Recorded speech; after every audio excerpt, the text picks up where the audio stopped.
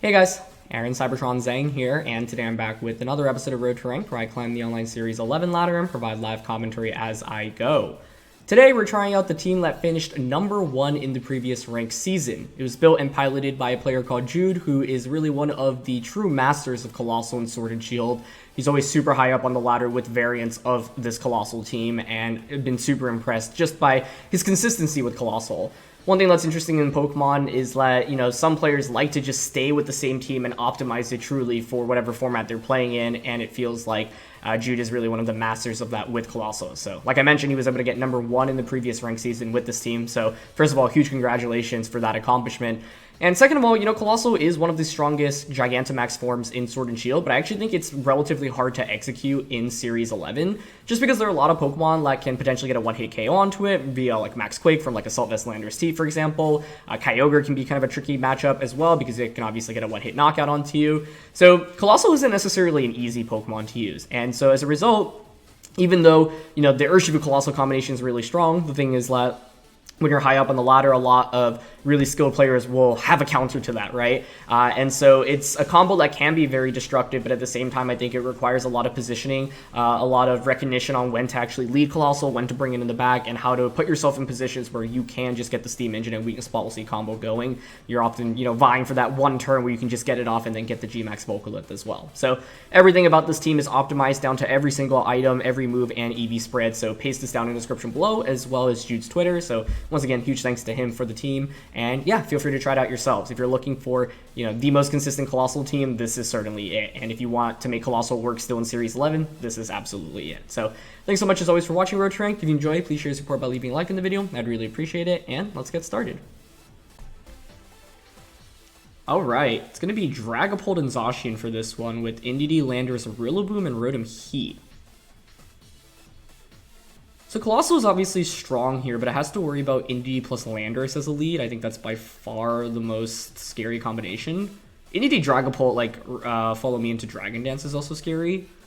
And the key thing to note is that because I don't have like a Dragapult to serve Coalossal here, the only way I can activate the Steam Engine and the Policy simultaneously is via Aqua Jet from Urshifu, right? I think Cole's still really good here. If I were my opponent, I would lead Indeedee plus Dragapult or Landorus, I think. Both of those can boost up, which is quite scary as well. So I could always go Galarian Moltres and Airstream, but I really don't want to commit my max to this when I have Coalossal on the team.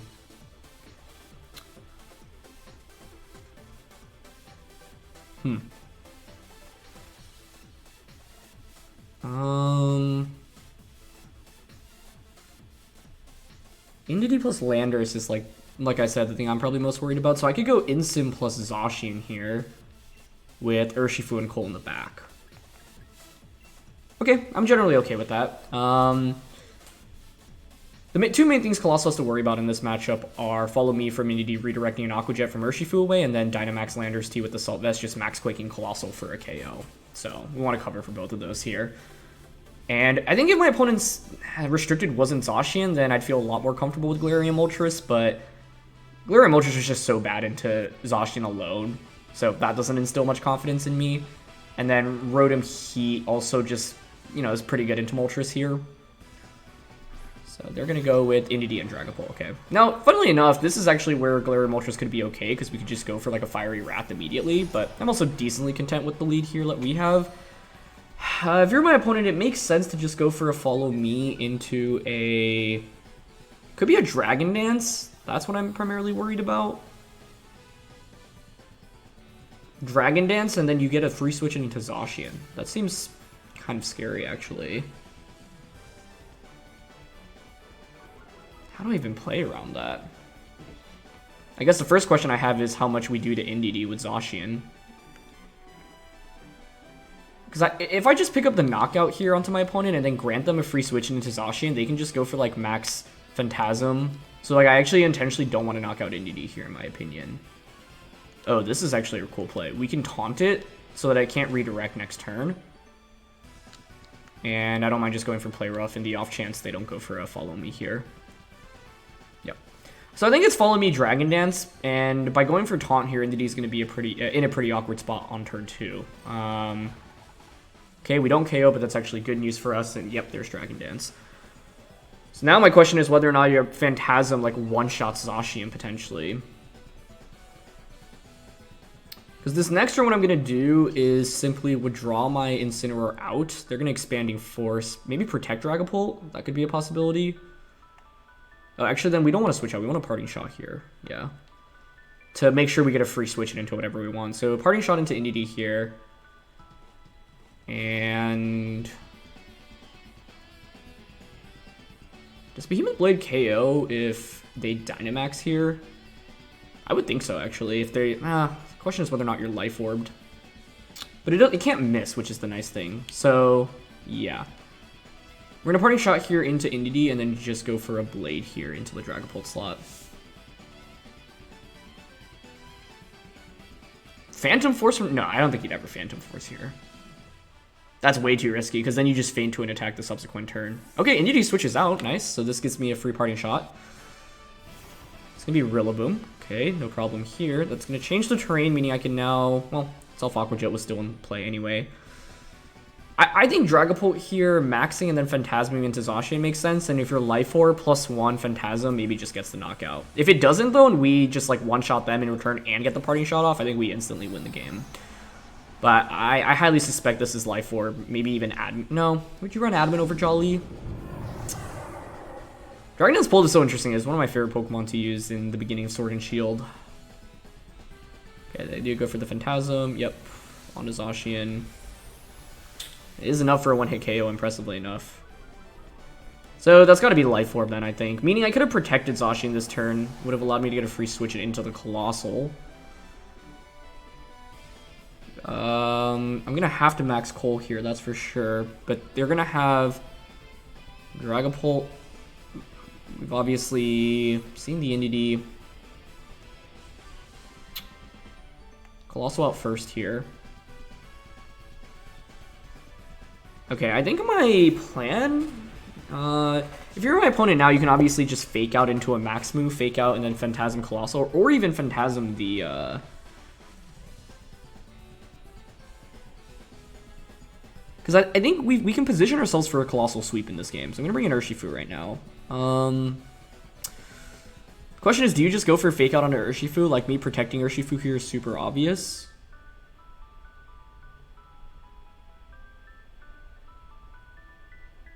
And then Phantasm, I'm afraid, does so much damage that I just KO myself with an Aqua Jet. If I were my opponent, I actually would Fake Out and Phantasm the Urshifu slot, personally. But I could see them just splitting their damage here, too.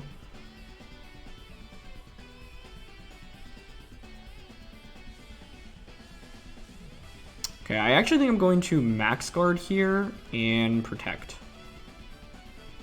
So this means if you Phantasm the Coal slot, then I, next turn, will just be able to Aqua Jet without the defense drop and then get my Volcalith off first. See, the problem is that Galarian Moltres would have been really good against this Dragapult Indeedee Rillaboom core, but it's really weak into the Zacian that's in the back for my opponent, right? Which I don't love. And so even if I led the Moltres, my opponent could just pivot in Zacian on turn 1, so I'd have to predict that and switch out to cover for it. So maybe have Instant in the back. Okay, Fake Out on an Urshifu. Okay, they offer Wormwind here onto the Urshifu slot. Could be worse, although obviously I had the opportunity to get a free Volcalith off, but now I actually do less damage to myself with Aqua Jet, so I actually don't mind that too much. I'll take it. Okay. I have one more turn of Dynamax left here on Dragapult.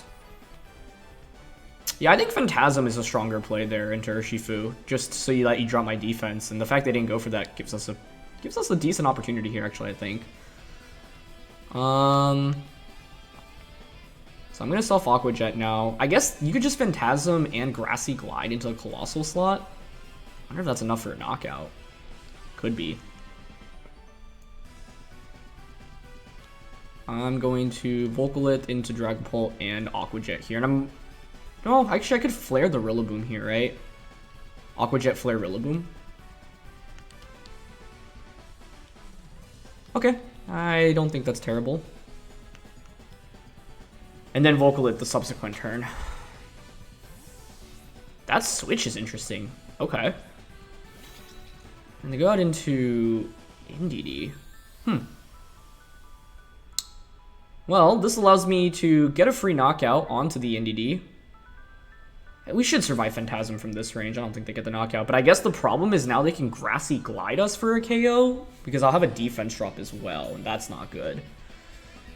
So, I could have opted for Volcalith onto the Dragapult. That would have ended up KOing the Indeedee on the switch in as well. This next turn I can... I don't want to max guard Coalossal again, though. I've already max guarded it once, right? Yeah, that Rillaboom switch-in is switch out's really good. And they go for max Airstream. Interesting. I mean, it gives Dragapult a speed boost, but I actually think this just allows us to win the game. I feel like they should have just targeted Coalossal a little bit more aggressively in this match. Because the thing is, now I get a free switch it into Incineroar, and I have another turn of max with Coalossal, meaning I'm guaranteed Volcalith off now, right? You're probably going to have Zacian as your final Pokemon, so I'll have a +2 Heat Wave going into that in this endgame. So, yeah, I feel like my opponent didn't need to play so cautiously around Coalossal. This last turn felt a little bit frustrating for me if they went for Phantasm into Cole. I actually think that's a potentially game-winning play, because then you can just combo with the Grassy Glide. Now, granted, I have an Intimidate off, but I don't know if that's enough to save me. So, that's definitely not what I expected here. I think the main thing to watch out for in this position is a potential Phantom Force from the Dragapult. Yeah, that could actually be a pretty big problem. I feel like that's what they're angling for, too. Does Phantom Force KO us? Like, I think here I'm going to Volcalith into the Rillaboom slot. Well, actually, do we outspeed Dragapult at +2 speed at +6 for us? I don't think so. Which is why they went for Airstream, so that they could Phantom Force, actually. That makes sense to me.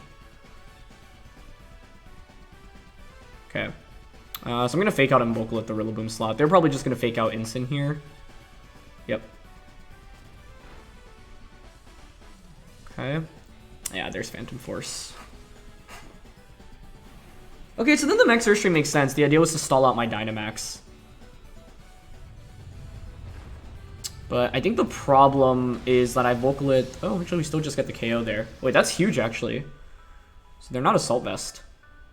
Or maybe they are and they just don't have enough bulk to survive, but I'm guessing they're not AV.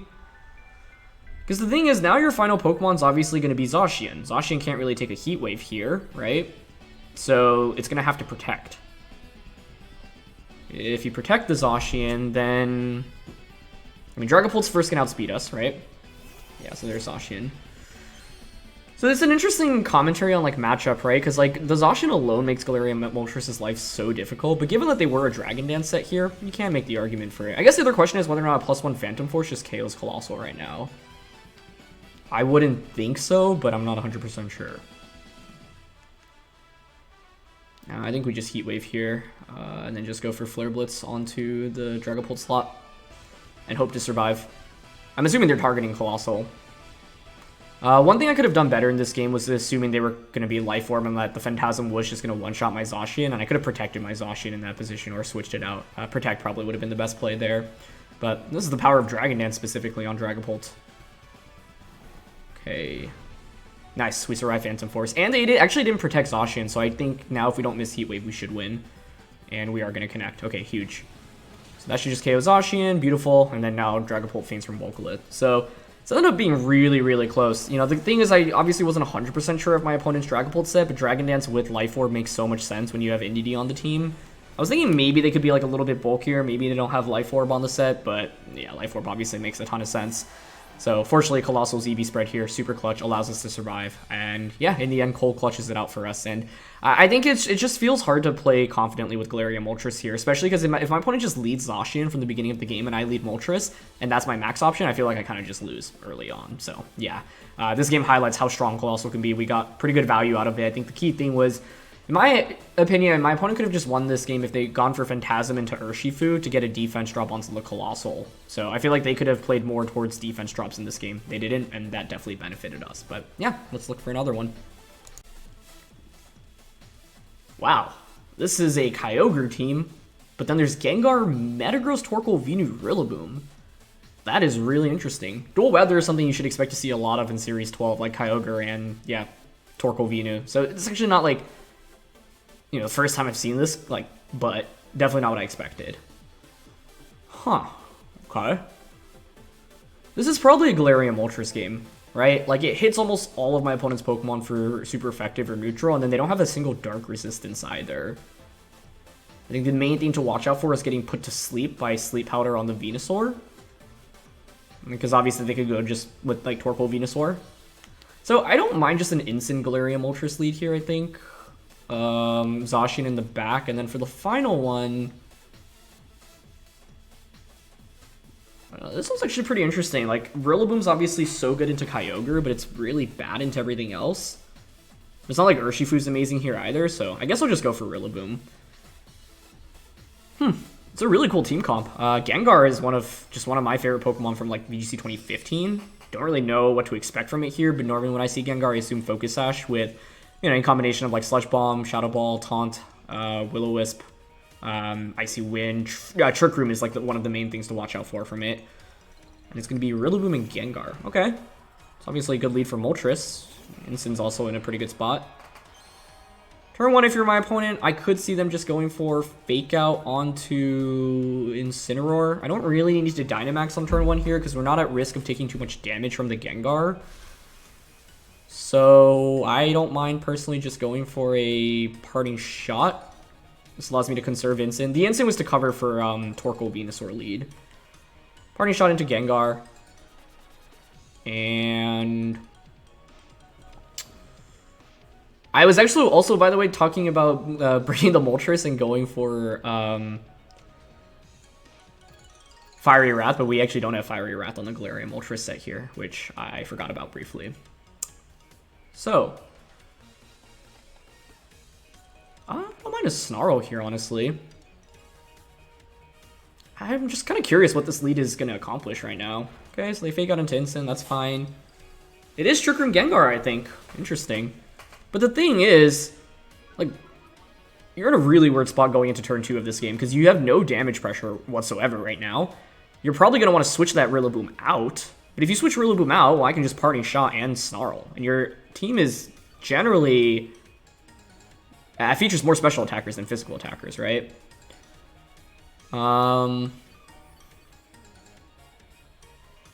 Okay. Yeah, so I'm just going to Parting Shot the Rillaboom here and Snarl once again. Like, this is a position where Galarian Moltres alone can 1v6 my opponent's team as long as we put it in the right position to succeed. That's a good knockoff, though. Okay, so that will actually get rid of Assault Vest, which is kind of a big deal here. And they crit us, which obviously isn't great to see. That's a pretty slow Rillaboom, too. That's interesting. Okay. Losing AV is actually a really big blow, so now I actually have to play a lot more carefully, but didn't have a great way around that anyway, so it's okay. I am going to just bring in Zacian here, I think. The thing is, my opponent still has no damage pressure going into turn 2 of this game, and I can still just pressure with Snarl and like a Behemoth Blade or a Play Rough into the Rillaboom slot. I think the main thing to watch out for is my opponent bringing in Torkoal. And they're just going to Sludge Bomb, okay. Not much damage, and actually activates Berserk. Ooh.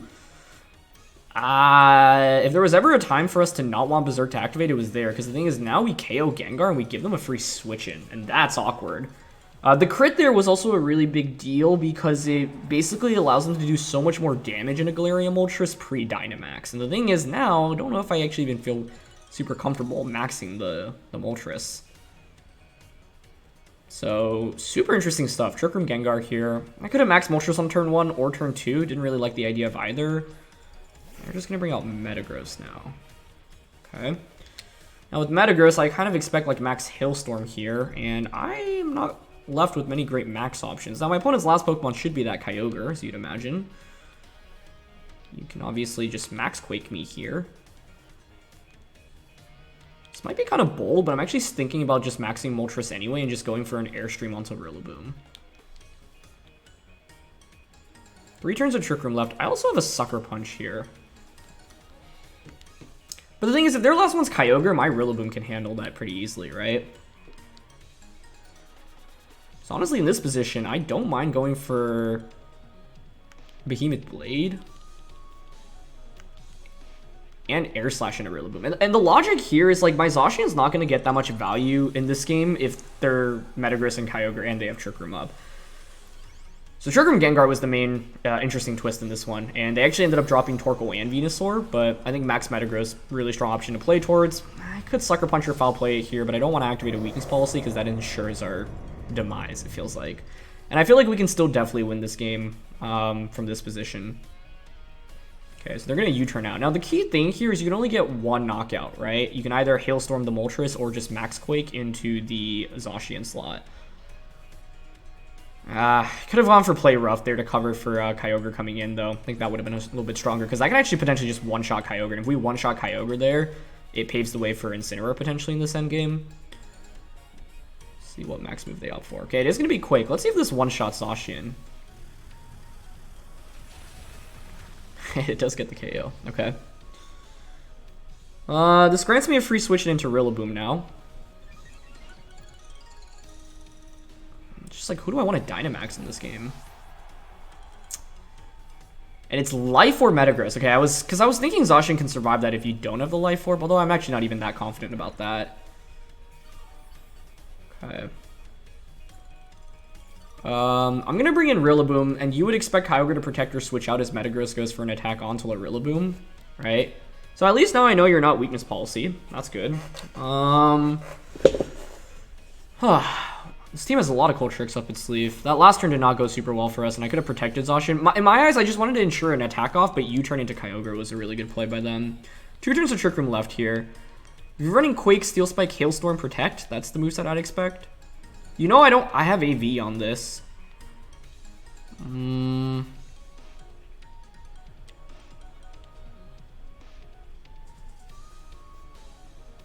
Okay, one option I think I'm considering is Protect here and then switch out into Incineroar.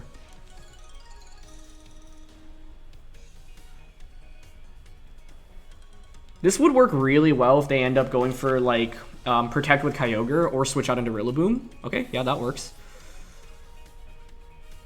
Yeah, this actually works really well as long as they didn't go for, like, a max Steel, or not even Steel Spike. Actually, yeah, the Ensign here is just a good switch in regardless.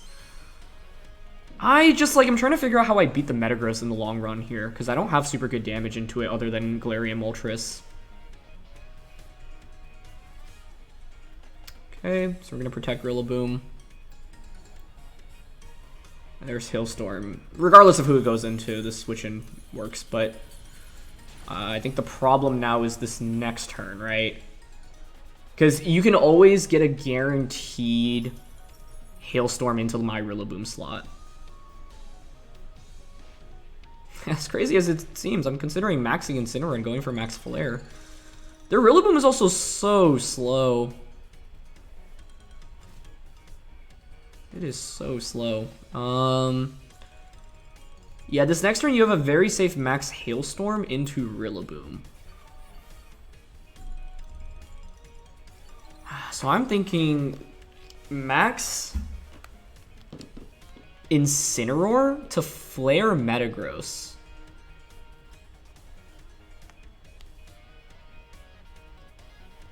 Switch Rillaboom out into Galarian Moltres right now. Okay. We max.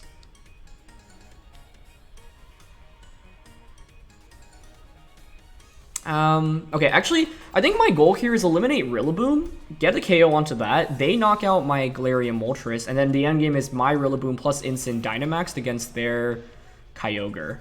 And they're not switching Rillaboom out, but it could just be a U-turn out here, which is definitely a possibility. Best case would be them going for a Fake Out and then Max Quake into the Incineroar slot. That would be amazing for us. But I think if you're my opponent, you always have a safe Hailstorm into the Rillaboom slot, so I would go for that if I were them. And the idea is to, by conserving Rillaboom, I have a way to just easily knock out their Kyogre. Now the problem is I don't know what item their Kyogre has, right? Okay, there's Fake Out. We're gonna get the Flare off here, and it should get the KO into Rillaboom. I don't know if I needed to max Instant there. But I think because they crit us and gave, we lost our Assault Vest, and actually they just brought really good Pokemon here. Okay, there's Hailstorm, yep. This is going to be a really close endgame. Like, comes down to a bunch of different factors. One, what is the item on Kyogre, and can I deduce it here based off their team composition? For example, is it likely to be Choice Scarfed? The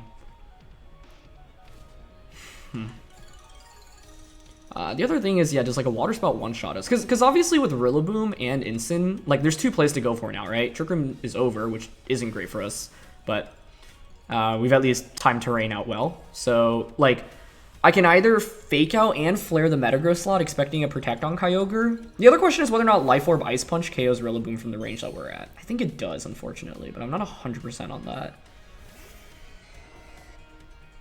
So one play is to Fake Out and Flare Metagross. The other play is to Glide Kyogre and just Flare Metagross. Kyogre didn't Protect earlier when it had an opportunity to, and they just switched out, which makes me think they could be choiced here. But the question is, how much does Choice Kyogre make sense when you have Trick Room Gengar on your team? I'm not sure. Scarf and Assault Vest are both pretty common items on Kyogre nowadays.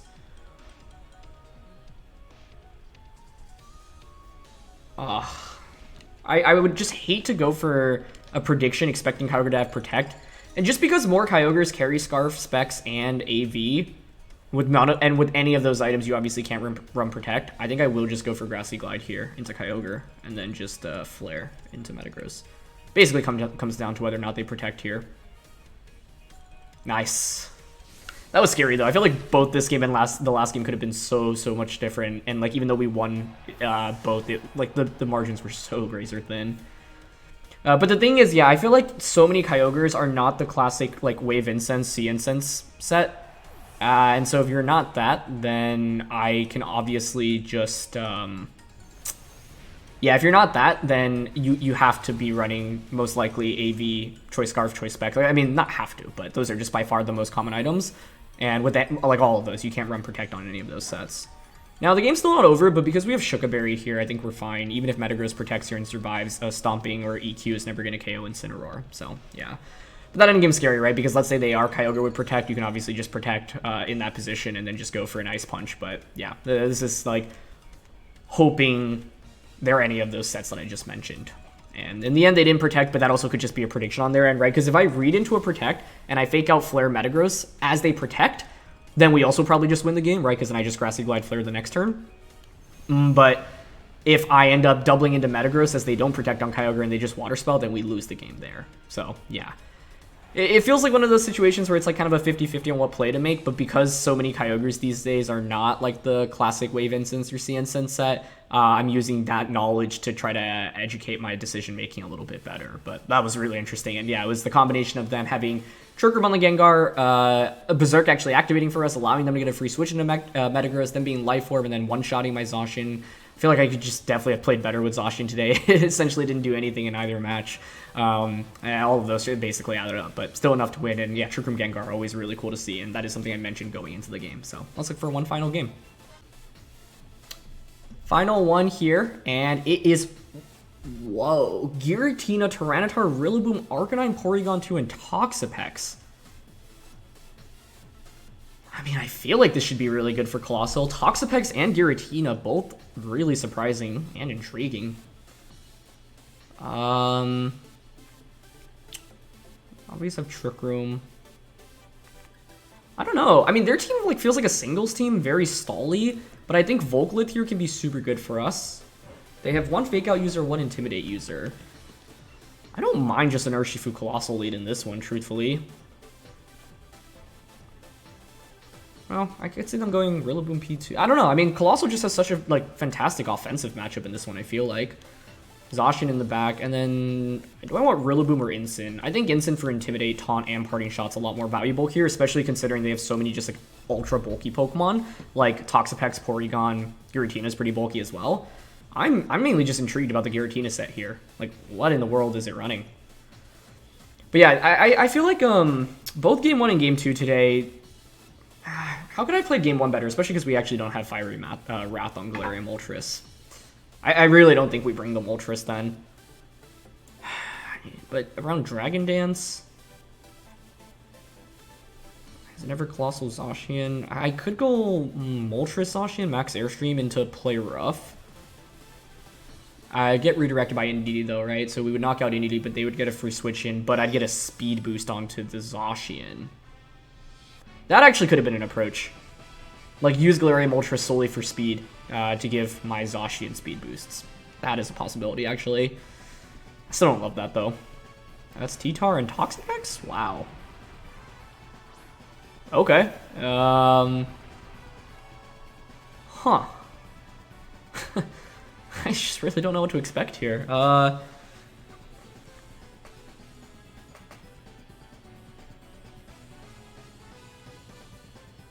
don't even necessarily want to go for the Aqua Jet on turn 1. Like, I feel like I can just close combat Tyranitar in case they're running any way to, like, KO Coalossal and then just Volcalith into Toxapex. Because Toxapex is not exactly an offensive Pokemon here.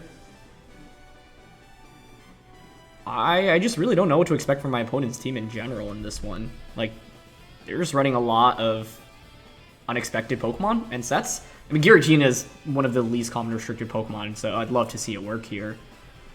But I think this is pretty good for us, and it's one in which, yeah, I don't feel the need to go for... The main reason I don't feel the need to Aqua Jet on turn 1 is because I don't want them to, like, Dynamax something. I guess...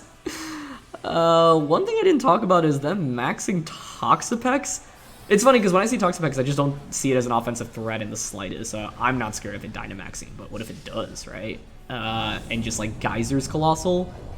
But if you're special with the sand being up, does that even KO? I honestly don't think so. Okay, they don't protect, they don't Dynamax, they don't switch out. They're not Focus Sash. We'll take it.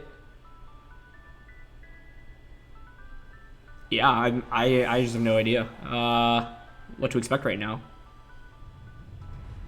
And we're just going to get Volcalith off. Okay, not much damage, but that's fine. Having rocks up against a Pokemon like Toxapex is so good, and it's one of the reasons why it's hard to use, like, you know, more...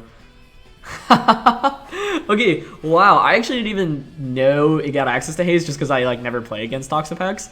But that's actually really cool, because if I had went for the Self-Aqua Jet into Volcalith, then you would survive and you'd actually get the Haze off, which is really neat.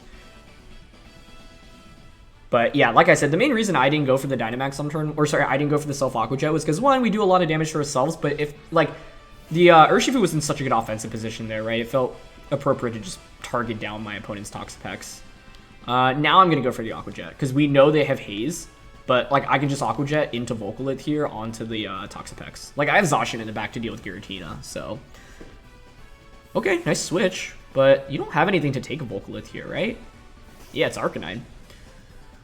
I think if you're giving up Arcanine like that, this game is actually essentially over, because I get a knockout onto Arcanine here. I don't even care for what Giratina goes for. Even if you, like, one-shot Coalossal, I think it's actually still fine. Because the thing is, your best answer into the Zacian was the Arcanine. In terms of both offense and defense, right? You resist my attacks, you get it Intimidate onto us, and your Fire type.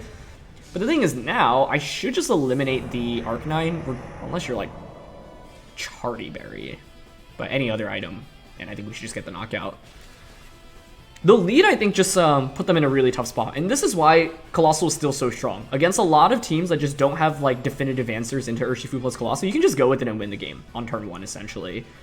And it commands so much respect from your opponent, essentially. But now they've given up their best Zacian answer. Volcalith is essentially, like, going to 2-hit KO the Toxapex, especially because of the residual damage. And the residual damage is what is such a big deal for us here, right? They just go for max Wormwind. That's totally fine.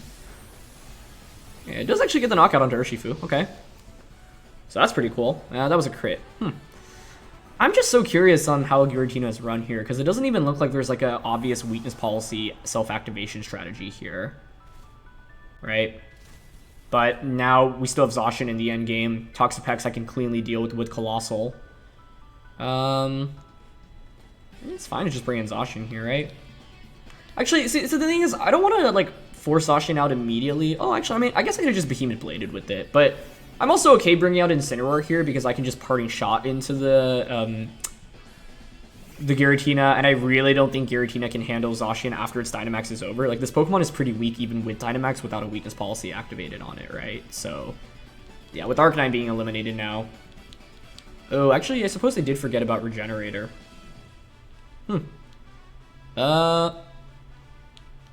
Well, I've actually gotten 2 turns of my Dynamax here. If you're my opponent, you should protect that Toxapex. I've got Taunt.